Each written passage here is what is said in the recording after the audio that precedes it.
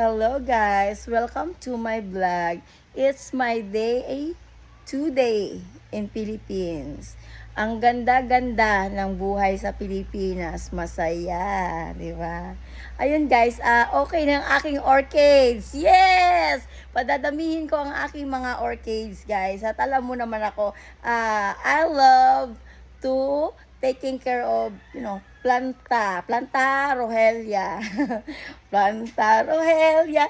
Ayun guys, sa totoo lang, at iba dyan ay tanim ni nanay. Tanim naman ni nanay yan. At alam mo, magtampo man ang nanay ko sa akin. Ayaw kong sipain siya sa buhay ko dahil nanay ko na yan.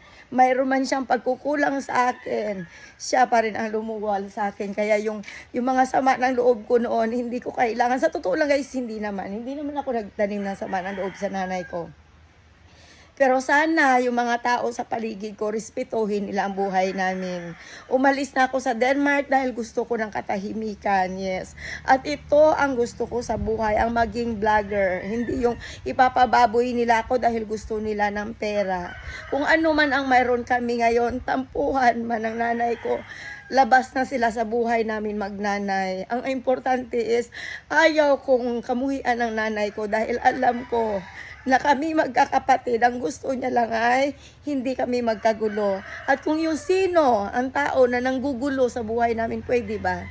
Pwede ba? Huwag kang papasok sa teritoryo ko o sa pamamahay ko to stolen something. Kasi alam ko naman na yung kwarto ko pinapasok nyo para pakialaman ang gamit ko. Mula sa Denmark hanggang dito sa Pilipinas. Pwede ba? Kung hindi ka masaya, nakasama kami sa buhay mo, malaya kang lumayas. Pero wala kang karapatan na guluhin ang buhay ko araw-araw. Umalis na ako sa Denmark dahil ayaw nyo na nasa Europe ako. Nandito ako sa Pilipinas kaya wala na kayong pakialam sa akin.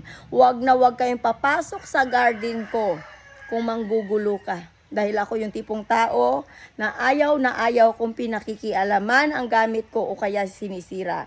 Kahapon kagabi may pumasok sa kwarto ko dahil ang susi nandoon kay nanay. Nawala ang makeup na hinahanap ko, ang papel na listahan ko sa tindahan ko nawawala. Ngayon guys, ayun, tantanan nyo na ako. Sa totoo lang, wala naman akong pakialam sa buhay na may buhay. Hindi ako nangingialam o nangihimasok sa buhay ng kapitbahay ko. Wala akong pakialam kung anong ginagawa niyong tumblingan sa gabi. But I will tell you once, respect my private life. I want to have a silent life.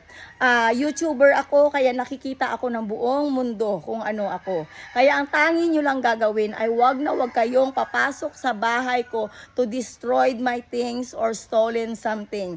Kasi nasasanay kayo kung paano kayo tinraining ng Denmark para sira-siraan ako. Ngayon, kinuha ko ang susi para makontrol ko kung sino ang pumapasok sa loob ng bahay ko. Dahil ang nanay ko sa totoo lang, hindi ko naman sinisipa ang nanay ko sa buhay ko.